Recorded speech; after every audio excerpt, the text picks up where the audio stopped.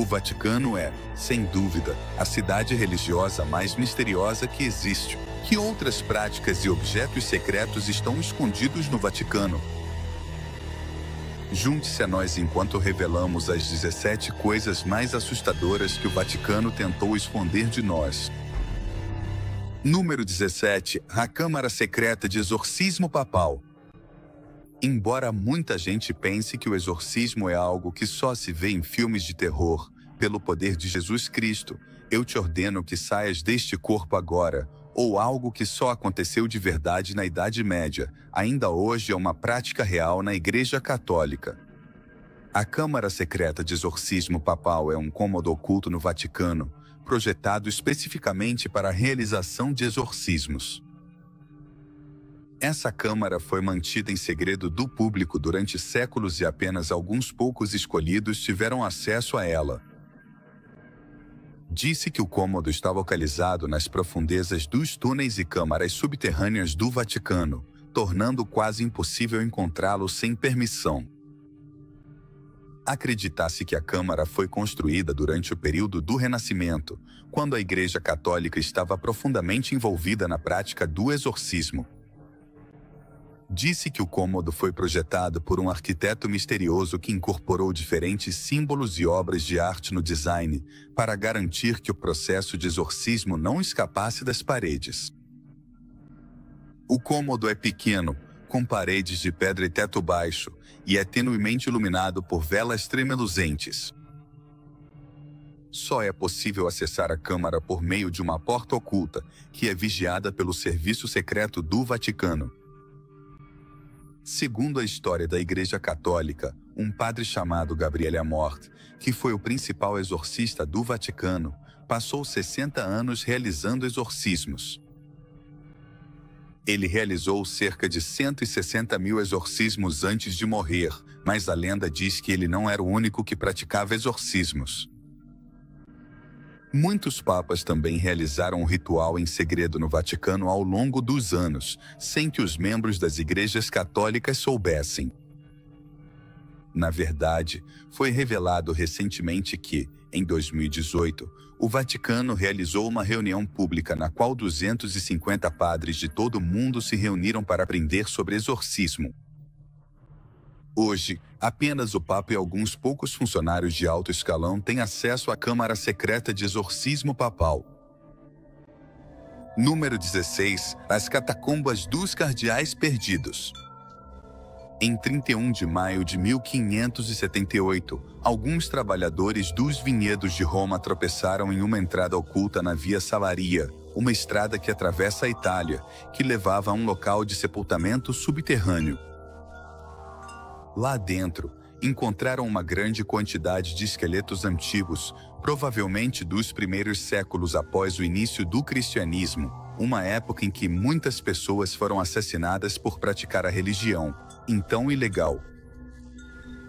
Estima-se que entre 500 mil e 750 mil pessoas, em sua maioria cristãos, mas também alguns pagãos e judeus, foram enterradas na extensa rede de túneis e câmaras subterrâneas de Roma. No entanto, para muitos desses esqueletos, seu local de sepultamento não permaneceria tranquilo por muito tempo. Quando a Igreja Católica soube da descoberta, considerou-a um presente divino, supondo que muitos dos esqueletos pertenciam aos primeiros mártires cristãos e logo se envolveu no manejo dos restos mortais. Na parte norte da Europa, especialmente na Alemanha, onde as pessoas eram fortemente contrárias à Igreja Católica, muitas igrejas católicas haviam sido danificadas e saqueadas durante a Revolução Protestante. Nas últimas décadas, isso resultou na perda ou destruição de seus objetos sagrados. No entanto, a recente descoberta de restos sagrados foi uma oportunidade para ampliar suas coleções e levantar o ânimo daquelas igrejas que haviam sido atacadas. Como resultado, os corpos dos santos tornaram-se posses muito valiosas para todas as igrejas católicas, não importando quão pequenas fossem, todas desejosas de adquirir pelo menos uma, se não várias, relíquias. O Vaticano respondeu enviando milhares de relíquias, embora seja difícil determinar quantas delas eram esqueletos completos e quantos eram ossos individuais, como uma tíbia, um crânio ou uma costela. Número 15. A Bíblia do Diabo, o Codex Gigas. Em julho de 1648, quando a Guerra dos 30 Anos estava chegando ao fim, o exército sueco atacou a cidade de Praga e levou muitos objetos valiosos, incluindo um enorme livro chamado Codex Gigas, que foi levado de volta para a Suécia. Este livro não é apenas o maior livro medieval que existe, mas também é famoso pelo seu conteúdo, o que lhe rendeu o apelido de Bíblia do Diabo. Com 91 centímetros de altura, 50 centímetros de largura e 22 centímetros de espessura, a Bíblia do Diabo contém 310 páginas feitas com a pele de 160 burros. Embora originalmente tivesse 320 páginas, em algum momento as 10 últimas foram removidas. O livro pretendia ser uma coletânea histórica que inclui toda a Bíblia cristã, obras de Flávio Joséfo e São Isidoro de Sevilha, além de uma crônica da Boêmia de Cosmas, um monge boêmio. Também inclui textos mais curtos sobre diferentes temas, como medicina, penitência e exorcismo. Ninguém conhece a identidade do escriba que foi o autor e ilustrador da Bíblia do Diabo. Mas os especialistas acreditam que provavelmente se tratava de um monge que viveu na Boêmia, que hoje faz parte da República Tcheca, no início do século XII. Levando em conta a redação extensa e as ilustrações detalhadas, estima-se que os monges passaram cerca de 30 anos trabalhando no livro. Isso significa que eles dedicaram a maior parte de suas vidas para criar esse enorme e elaborado manuscrito. Mas isso não é tudo.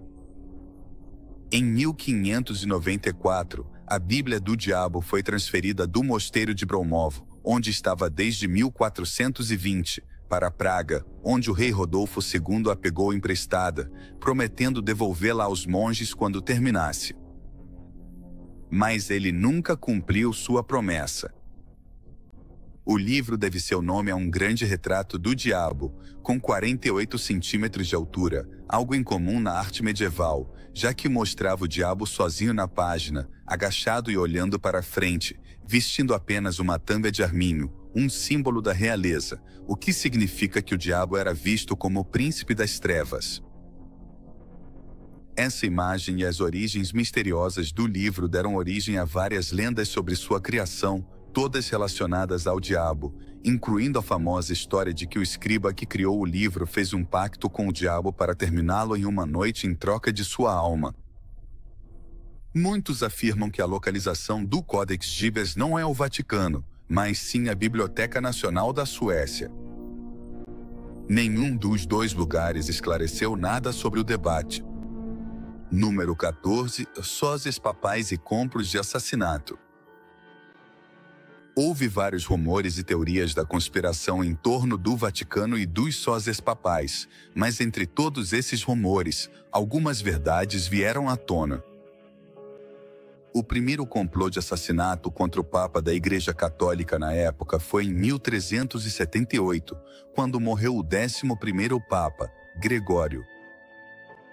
Naquele ano, o Colégio dos Cardeais elegeu Bartolomeu Prignano, arcebispo de Bari, como o sexto Papa Urbano. No entanto, as políticas controversas do sexto Papa Urbano e seu estilo de governo rígido provocaram uma divisão entre os cardeais. Um grupo de cardeais declarou inválida a eleição do sexto Papa Urbano, alegando coerção e fraude, e elegeu Clemente VII como novo Papa. Clemente VII se estabeleceu em Avignon, enquanto o sexto Papa Urbano permaneceu em Roma. Esse foi o início de um cisma que duraria quase 40 anos, com 2, e mais tarde, 3 papas rivais, cada um com seus próprios seguidores e territórios. A situação se complicou ainda mais em 1409, quando o Concílio de Pisa tentou resolver o cisma, depois tanto o sexto Papa Urbano quanto Clemente VII elegeu Alexandre V como novo Papa. No entanto, isso só resultou em uma terceira linha de papas e o cisma continuou. A situação foi finalmente resolvida em 1417, quando o Concílio de Constança depôs João XXIII e reconheceu Martinho Filon como Papa legítimo.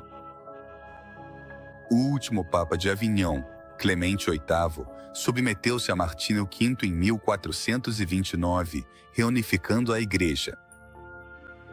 O cisma do Ocidente foi um período complicado e difícil na história da Igreja Católica. Com o tempo, isso levou a reformas e ajudou a fortalecer a autoridade do papado.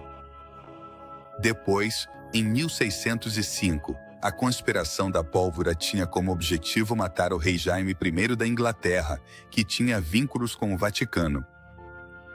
Houve mais conspirações de assassinato. Em 1978, o Papa João Paulo I morreu misteriosamente após apenas 33 dias no cargo, o que gerou especulações. Em 1981, o Papa João Paulo II sobreviveu a uma tentativa de assassinato de Memen Ali Arica. O plano de assassinato mais recente ocorreu em 2012, quando o escândalo Badalix expôs conflitos dentro do Vaticano e levantou alegações de corrupção entre os associados mais próximos do Papa. Número 13. Fantasmas. Histórias de fantasmas e experiências paranormais são rumores há muito tempo no Vaticano. Mas os funcionários da cidade-estado parecem determinados a manter essas histórias ocultas do conhecimento público, possivelmente devido ao estigma e ao pecado associados a tudo que envolve o ocultismo. Por isso, mesmo com a prevalência de histórias e lendas assustadoras em torno do Vaticano, as principais igrejas desta cidade permanecem em silêncio sobre o assunto.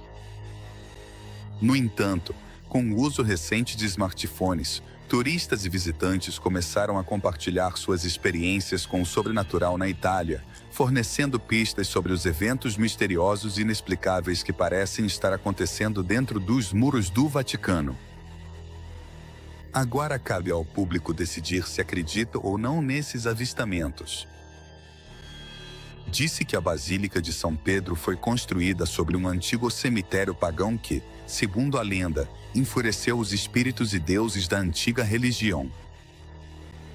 Isso provocou acontecimentos estranhos e inexplicáveis durante sua construção no século XVI, incluindo as misteriosas mortes de trabalhadores e a doença do próprio Papa, que só foram aliviadas depois que um exorcismo foi realizado. E até hoje, foram relatados avistamentos estranhos, como uma figura sombria capturada por câmeras em pé em um campanário. Parece que está se preparando para pular, e alguns acreditam que pode ser o fantasma de alguém que tirou a própria vida. Embora o Vaticano não tenha dado nenhuma explicação para essa aparição inquietante, deixando-a à imaginação das pessoas. Número 12. O selo de Salomão e o controle dos demônios.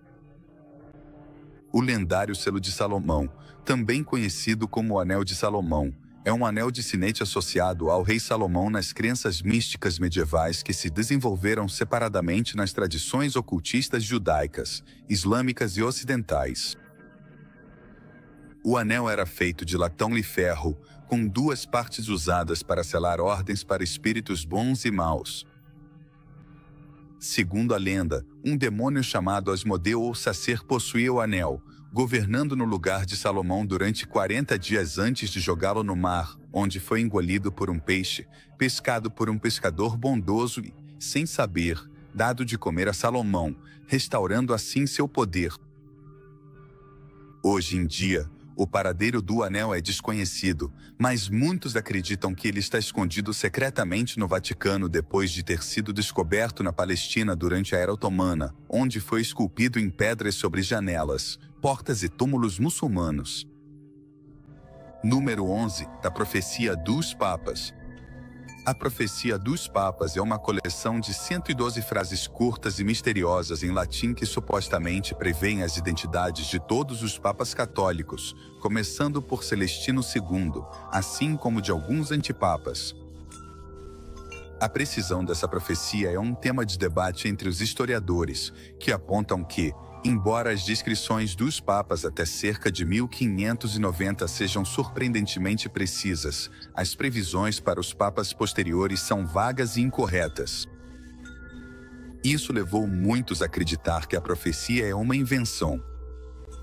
Escrita pouco antes de sua publicação em 1595 pelo monge beneditino Arnold Voyon, que a atribuiu a São Malaquias, arcebispo de Armagh do século XII, era conhecido por alguns milagres sobrenaturais associados a ele.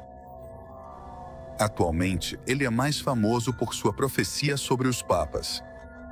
Embora a Igreja Católica não tenha adotado uma posição oficial a respeito, alguns teólogos católicos a descartaram como uma falsificação. Atualmente, a profecia é muito debatida, especialmente no que diz respeito à sua previsão final sobre um papa chamado Pedro, o Romano, cujo reinado supostamente precederia a destruição de Roma. Em 1595, um monge beneditino chamado Arnold Voyon publicou um livro chamado Lignum Vitae, que era uma história da ordem beneditina. Nele, incluiu uma profecia que atribuiu a São Pedro, Malaquias, que foi arcebispo de Armagh no século XII. Veron afirmou que essa profecia nunca havia sido impressa antes, mas que muita gente estava ansiosa para vê-la. Por isso incluiu as frases originais em latim, que eram breves e misteriosas. Também incluiu uma explicação do que elas significavam, que, segundo ele, foi escrita por um historiador chamado Alfonso Ciagonil. Essa explicação faz coincidir as frases com os papas da história até Urbano VII, que foi papa apenas por um curto período em 1590. Acredita-se que as igrejas do Vaticano escondem informações sobre esse livro e, por algum motivo, não querem que o público tenha acesso a ele. Número 10. O Templo Pagão Subterrâneo Oculto. Durante a Segunda Guerra Mundial, enquanto o Papa Pio XII abrigava secretamente judeus na Basílica de São Clemente, ele também autorizou escavações sob o altar principal da Basílica de São Pedro, o que levou a uma descoberta inesperada. Os exploradores encontraram um antigo cemitério romano oculto, ou necrópole, que havia permanecido fora da vista do público desde o século IV, quando Constantino nivelou a colina onde ficava o mausoléu com a intenção de construir a primeira Basílica de São Pedro. Descobriu-se que esse local esquecido ficava sob o Vaticano e que possuía ruas estreitas e pavimentadas com tijolos, ladeadas por mausoléus. Segundo a tradição cristã, este foi o local da crucificação e sepultamento de São Pedro, por isso é um lugar sagrado para a construção da basílica. E tem mais. Em vez de uma grande tumba digna de um santo tão histórico, o local de descanso final de São Pedro era um simples buraco no chão que aparentemente tem 700 anos. Este lugar é impressionante. Sabe, eu já fiz muitas coisas sobre espeleologia subterrânea no YouTube e no Facebook. No início, o local era marcado por homenagens dos primeiros cristãos, depois por um pequeno monumento de mármore chamado Troféu de Caio. Supostamente, Constantino colocou o altar de sua basílica sobre o Troféu de Caio. Mais de 1000 anos depois, Bernini também colocou seu altar no mesmo lugar. Algumas pessoas acreditam nas histórias que cercam este local, enquanto outras as consideram lendas religiosas. Mas quando os arqueólogos escavaram a área durante o reinado do Papa Pio XII, encontraram surpreendentemente o Troféu de Caio exatamente onde deveria estar, diretamente abaixo do altar principal da Basílica de São Pedro. Na Basílica de São Pedro também encontraram uma parede coberta de antigos grafites cristãos que repetidamente traziam o nome de Pedro. O mais significativo é que descobriram o que provavelmente são os restos ósseos do primeiro Papa, envoltos em um antigo tecido roxo. Número 9. O conclave nas sombras e as misteriosas eleições papais. O conclave nas sombras e as misteriosas eleições papais fazem referência a teorias conspiratórias e especulações em torno do processo de escolha do Papa na Igreja Católica. A principal conclusão dessas teorias é a ideia de que um grupo secreto de cardeais ou outras figuras influentes, conhecido como Conclave nas Sombras, supostamente manipula as eleições papais nos bastidores. Acredita-se que esse suposto grupo exerça grande influência sobre o processo eleitoral, muitas vezes priorizando agendas políticas em vez da orientação do Espírito Santo. Essas teorias têm sido perpetuadas por diferentes fontes, incluindo livros, artigos e fóruns online. No entanto, não há evidências concretas que sustentem essas afirmações. A Igreja Católica também tem mantido de forma consistente a legitimidade e integridade do processo de escolha do Papa. Um exemplo é o conclave papal de 1958, no qual supostamente houve maquinações políticas e interferência soviética. Outro exemplo é a dupla eleição papal de 1978, em que alguns afirmam que a morte repentina de João Paulo I foi orquestrada para abrir caminho à eleição de João Paulo II. Mais recentemente, o conclave de 2013 que elegeu o Papa Francisco também foi alvo de especulações, com alguns afirmando que supostas facções e disputas de poder dentro do colégio de cardeais influenciaram o resultado. Número 8. O Evangelho Perdido de Pedro e o Cristianismo Alternativo. Trata-se de teorias e lendas impactantes em torno de textos e práticas cristãs antigas, que supostamente são diferentes das crenças católicas majoritárias. Afirmam que o Vaticano ocultou ou suprimiu perspectivas alternativas sobre o cristianismo, mantendo assim o controle sobre a religião. Um dos principais textos em questão é o Evangelho Perdido de Pedro, um evangelho hipotético atribuído a Pedro, um dos 12 apóstolos de Jesus. Alguns acreditam que esse evangelho pode conter perspectivas alternativas sobre a vida, morte e ressurreição, o que poderia questionar o relato tradicional do cristianismo. Embora não haja evidências concretas que sustentem a existência desse evangelho, foram descobertos alguns textos apócrifos que oferecem perspectivas alternativas sobre o cristianismo primitivo. Um exemplo desse tipo de texto é o Apócrifo de Pedro, descoberto no Egito em 1887.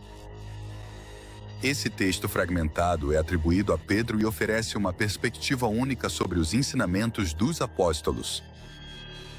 Outro texto, o Evangelho de Pedro, descoberto em 1884, é considerado um possível relato alternativo da crucificação e ressurreição de Jesus. A Biblioteca de Nag Hammadi, descoberta no Egito em 1945, também contém uma coleção de textos gnósticos que oferecem perspectivas alternativas sobre os ensinamentos cristãos. Número 7. O Arquivo dos Milagres. Trata-se de uma suposta coletânea de documentos e registros sobre acontecimentos sobrenaturais, milagres e atividades paranormais nas igrejas do Vaticano. Supostamente escondido nos arquivos secretos do Vaticano, esse arquivo também contém inúmeros documentos e registros de exorcismos e possessões demoníacas. Alguns afirmam que o Vaticano utiliza esse arquivo para investigar e compreender fenômenos paranormais, enquanto outros acreditam que ele é usado para ocultar informações sensíveis do público. Outros acreditam que esse arquivo contém segredos sobre a participação da Igreja Católica no paranormal. Mas o Vaticano nunca confirmou oficialmente a existência desse arquivo, o que deixou muitos em dúvida sobre sua validade. Número 6. A Relíquia Amaldiçoada de Judas. A Relíquia Amaldiçoada de Judas é um artefato lendário que dizem estar relacionado a Judas Iscariotes, um dos 12 apóstolos de Jesus. Segundo a Bíblia, Judas traiu Jesus por 30 moedas de prata, o que levou à sua captura e crucificação. Acredita-se que a relíquia seja um cálice ou uma moeda que Judas usou para receber a prata, e que agora estaria amaldiçoada. Existem muitas histórias e lendas em torno da relíquia amaldiçoada de Judas. Alguns acreditam que quem a possuir sofrerá uma maldição que trará má sorte, doença ou até mesmo a morte. Outros afirmam que a relíquia tem o poder de trazer fortuna e prosperidade, mas a um preço terrível. Algumas histórias dizem que a relíquia foi escondida pela igreja cristã primitiva no Vaticano para evitar que sua suposta maldição causasse danos. Número 5. Nefilim e sangue RH negativo. Os Nefilim e o sangue RH negativo têm sido ligados ao Vaticano por meio de inúmeras teorias da conspiração e lendas. Acredita-se que os Nefilim sejam descendentes de anjos caídos e mulheres humanas, como descrito em textos religiosos como o livro de Enoque e o Gênesis. Segundo algumas teorias, dizia-se que os Nefilim possuíam habilidades e conhecimentos sobrenaturais que transmitiam de geração em geração. Alguns acreditam que certas linhagens de sangue, incluindo aquelas com sangue RH negativo, descendem dos Nefilim e possuem características genéticas únicas. O suposto interesse do Vaticano pelo sangue RH negativo baseia-se na ideia de que ele pode ter um significado espiritual ou até mesmo estar conectado ao divino. Alguns teóricos da conspiração acreditam que o Vaticano busca controlar ou explorar pessoas com sangue RH negativo, já que elas podem possuir habilidades especiais ou ter uma inclinação espiritual maior. Isso deu origem a afirmações sobre experimentos secretos, encobrimentos e até mesmo conexões extraterrestres. No entanto, não há nenhuma prova científica que apoie essas afirmações e o Vaticano não fez nenhuma declaração oficial sobre o sangue RH negativo ou os Nefilim. Mesmo sem provas concretas, as pessoas continuam interessadas em saber mais sobre os Nefilim e o sangue RH negativo no Vaticano. Alguns apontam para o interesse histórico do Vaticano pela genética e eugenia, assim como supostas conexões com sociedades secretas e artefatos misteriosos. Embora essas teorias possam ser bastante interessantes, elas continuam sendo especulativas e muitas vezes borram a linha entre fatos e ficção. É essencial abordar esses temas com um olhar crítico e levar em consideração a falta de fontes confiáveis e respaldo científico. No entanto, o fascínio por esses mistérios continua a cativar a imaginação de muitos, inspirando mais exploração e debate. Número 4. O projeto da máquina do tempo do Vaticano. O projeto da máquina do tempo do Vaticano, também conhecido como cronovisor, é um dispositivo que supostamente pode ver e ouvir eventos do passado e do futuro. O cronovisor foi desenvolvido pelo padre Pellegrino Ernetti, um monge beneditino, em colaboração com outros cientistas, entre eles Enrico Fermi e Wernher von Braun. Disse que o dispositivo tem a capacidade de mostrar eventos históricos, incluindo a crucificação de Jesus Cristo, e foi descrito como uma espécie de televisão que pode capturar ecos do passado. O cronovisor ganhou grande importância em 1972, quando uma revista italiana publicou um artigo sobre o dispositivo que incluía uma fotografia da crucificação de Jesus Cristo. No entanto, a autenticidade do dispositivo e da fotografia foi amplamente questionada e muitos consideram que se trata de uma farsa. Você acha que é? Em meio a toda a controvérsia, ainda se fala frequentemente do cronovisor e alguns acreditam que é uma ferramenta poderosa para compreender os acontecimentos históricos. O padre Ernetti sustentou até sua morte, em 1994, que o cronovisor era real, mas muitos duvidaram de suas afirmações. O Vaticano não confirmou nem negou oficialmente a existência do cronovisor, o que aumenta o mistério em torno do dispositivo. Enquanto alguns acreditam que o cronovisor é uma invenção revolucionária, outros o consideram uma obra de ficção científica. Número 3. A Biblioteca dos Livros Proibidos. A biblioteca, também conhecida como Arquivo Secreto, é uma coleção de documentos e textos dentro da Biblioteca do Vaticano que não são acessíveis ao público em geral. Essa biblioteca contém textos, manuscritos e livros antigos que a Igreja Católica considera delicados, controversos ou até mesmo heréticos. Disse que alguns desses textos questionam os ensinamentos da Igreja, enquanto se acredita que outros escondem segredos sobre a história e as práticas da própria Igreja. O conteúdo da Biblioteca de Livros Proibidos é conhecido apenas por alguns poucos membros seletos do Vaticano. Disse que ela contém textos sobre alquimia, astrologia e misticismo, assim como documentos relacionados aos Cavaleiros Templários e outras sociedades secretas. Alguns acreditam que a biblioteca guarda evidências de vida extraterrestre, civilizações antigas e outros conhecimentos proibidos. O acesso à biblioteca de livros proibidos é estritamente restrito e só é permitido a funcionários de alto escalão da igreja e a estudiosos selecionados. Disse que a biblioteca é protegida por medidas de segurança avançadas, incluindo scanners biométricos e criptografia. Embora alguns tenham tentado revelar os segredos que ela contém, nenhum teve sucesso.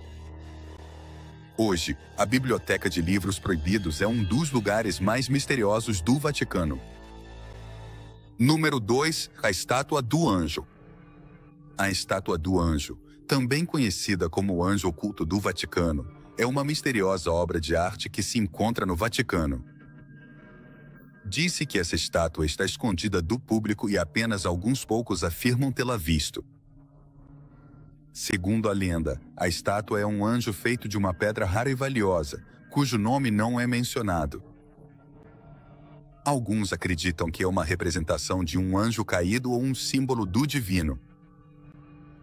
Rumores dizem que a estátua está escondida em uma câmara ou passagem secreta dentro do Vaticano, e alguns especulam que ela está oculta nos museus do Vaticano ou na Capela Sistina. A localização exata dentro do Vaticano é desconhecida, mas os pesquisadores estão determinados a revelar onde ela está escondida. Número 1. A tecnologia extraterrestre nos cofres do Vaticano. Um grupo de cientistas e pesquisadores está tentando obter acesso aos arquivos apostólicos do Vaticano para buscar informações sobre OVNIs e o paranormal, acreditando que pode haver pistas entre as 50 milhas de prateleiras que guardam de tudo, desde notas papais escritas à mão até cartas presidenciais. O esforço, que já dura décadas, ganhou força em 2023 depois que o ex-funcionário de inteligência dos Estados Unidos David Grush testemunhou em uma audiência no Congresso que o Vaticano está envolvido em um acobertamento internacional de segredos extraterrestres. Grush afirmou que o Papa Pio XII repassou aos Estados Unidos informações sobre um OVNI que teria caído e sido recuperado pelo ditador fascista Benito Mussolini. Pazuca, professora de estudos religiosos da Universidade da Carolina do Norte, em Wilmington, disse que os arquivos estão repletos de relatos sobre eventos paranormais, como freiras que testemunharam orbes entrando em suas celas, casas que voavam e outros fenômenos aéreos. Ela sustenta que esses eventos poderiam ser melhor compreendidos como ocorrências do tipo OVNI, em vez de milagres, como tradicionalmente entendem os católicos. O interesse pelos arquivos do Vaticano vai além do campo dos estudiosos da religião. Cientistas como Gary Nolan, professor de medicina na Universidade de Stanford, consideram que os arquivos do Vaticano são um possível tesouro para compreender os OVNIs. Embora o pessoal dos arquivos do Vaticano reconheça que suas enormes prateleiras contêm relatos de milagres, eles negam que qualquer um de seus acervos pertença a extraterrestres. Nos vemos no próximo vídeo.